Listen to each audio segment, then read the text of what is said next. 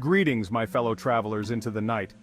Tonight we delve into the dark and unsettling world of motel horror stories.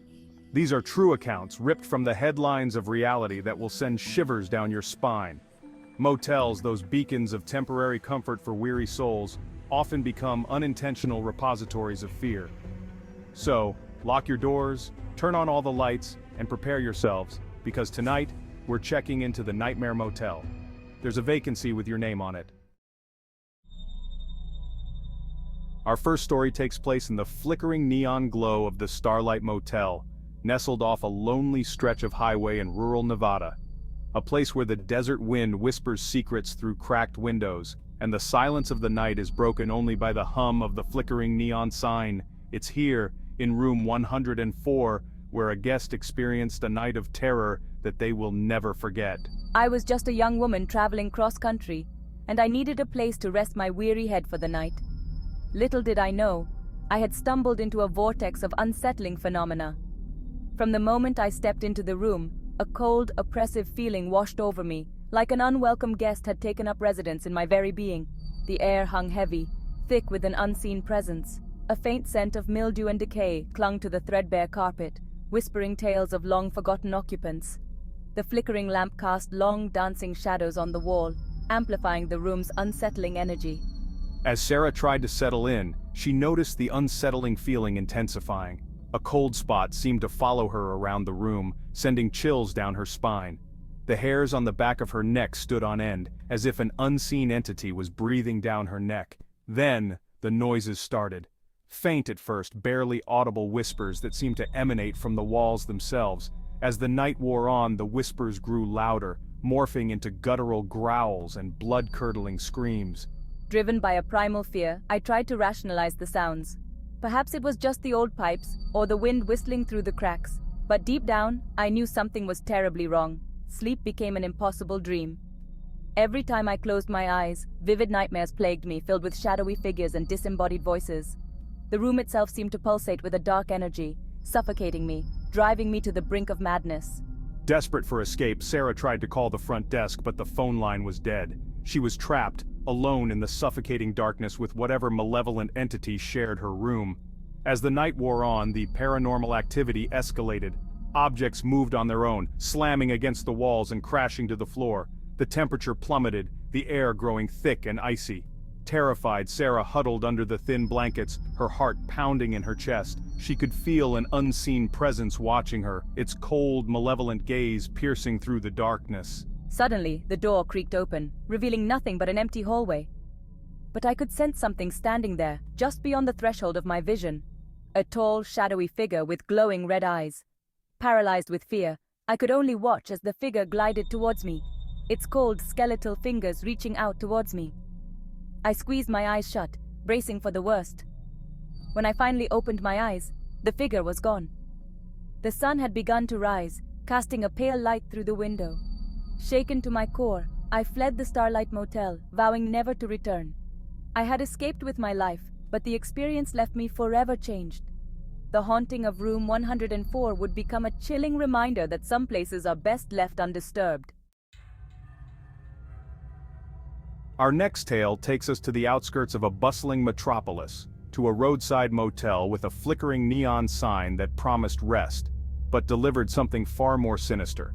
It's here, in the dimly lit corridors and behind the thin curtains, that a traveler named David would encounter a mysterious figure lurking in the shadows of his motel room, an encounter that would leave him forever questioning the nature of reality itself.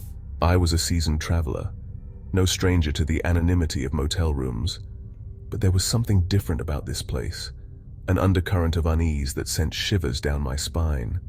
The air hung heavy with the weight of countless untold stories, whispers of past occupants clinging to the faded wallpaper like phantom limbs. I had dismissed the strange feeling at first, attributing it to the long drive and the unfamiliar surroundings.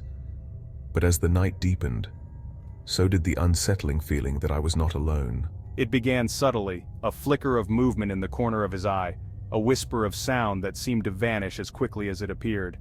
David tried to shake off the growing sense of unease, but the shadows seemed to deepen, and the silence of the room became punctuated by strange, inexplicable noises. The drip of a faucet transformed into a steady tapping, like fingernails drumming impatiently on the bathroom door. The hum of the refrigerator morphed into hushed whispers, weaving tales he couldn't quite decipher. One night, as I lay in bed, my mind racing with unanswered questions, I saw it. A tall, shadowy figure silhouetted against the dimly lit curtains. It stood motionless, its features obscured by the darkness, yet its presence radiating an aura of menace that sent chills down my spine. My heart pounded in my chest, every instinct screaming at me to run, to escape the suffocating confines of the room. But my body was frozen in place, paralyzed by a fear so profound it felt like a physical weight pressing down on me. For what felt like an eternity, David and the figure remained locked in a silent standoff. The air crackled with tension, thick with unspoken threats and a growing sense of dread. Then, as quickly as it had appeared, the figure vanished, melting back into the shadows as if it had never been there at all. Shaken to my core, I spent the rest of the night huddled under the thin blankets, every creak of the floorboards, every sigh of the wind sending my heart racing. I tried to convince myself it was just a figment of my imagination, a trick of the light. But deep down, I knew I had seen something truly unsettling. The next morning, I packed my bags and fled the motel, eager to escape the suffocating atmosphere of dread that permeated every corner of the building. I vowed never to return, to put the experience behind me, but the memory of the mysterious figure and the unanswered questions it left in its wake continued to haunt me.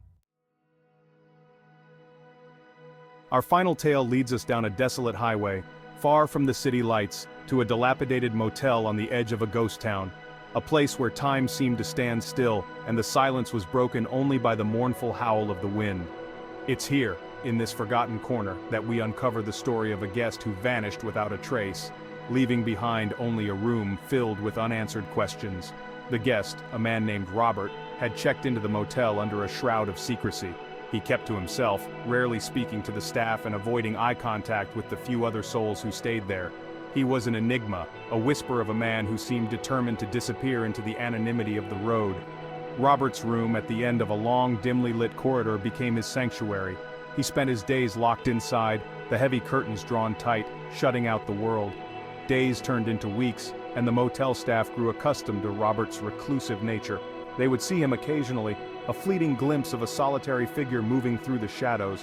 One evening, as the sun began its descent, casting long, eerie shadows, a strange silence fell over the motel. It was a silence that seemed to press in from all sides, a heavy, suffocating silence. The motel manager, a weathered woman, noticed Robert's absence. He hadn't emerged from his room all day, and his car, a rusty old sedan, remained parked in its usual spot. A knot of worry tightened in my stomach. I had a bad feeling about this, a sense of foreboding that sent chills down my spine. She knocked on Robert's door, her knuckles rapping against the faded wood, but there was no answer, only an unsettling silence. With a mix of trepidation and determination, the manager used her master key to unlock the door. The room was dark, the heavy curtains blocking out the last vestiges of daylight. A musty smell hung in the air, a combination of stale cigarettes and something else, something vaguely unsettling. As my eyes adjusted to the gloom, I noticed something strange. Robert's belongings, his suitcase, his clothes, even his toiletry bag, were gone. The only evidence that he had ever occupied the room was a single half-empty glass of water on the nightstand. Robert had vanished, leaving behind no indication of where he might have gone or what might have happened to him. He was a ghost, a whisper of a man who had simply ceased to exist. Panic surged through the manager. Where had Robert gone? Had he simply left, vanishing into the night without a trace? Or had something more sinister transpired? The police were called, but their investigation yielded few clues. The motel, already shrouded in an air of melancholy and decay, seemed to grow colder in the wake of Robert's disappearance. The silence became heavier, more oppressive, as if the very walls were holding their breath. To this day, the mystery of Robert's vanishing remains unsolved. Some say he simply grew tired of running, that he chose to disappear, to start anew somewhere far away. Others whisper of darker forces at play, of a malevolent presence that had claimed Robert as its own, leaving behind nothing but an empty room and a chilling silence. So there you have it, my fellow travelers, 3 chilling tales from the dark underbelly of the motel world. Places where comfort and terror collide, and the line between reality and nightmare blurs into a terrifying unknown. Remember, the next time you check into a motel, you might want to think twice about what could be lurking in the darkness. The shadows hold secrets, the silence whispers warnings, and sometimes the only thing more terrifying than a restless night is the realization that you are not alone. Stay safe and sleep tight.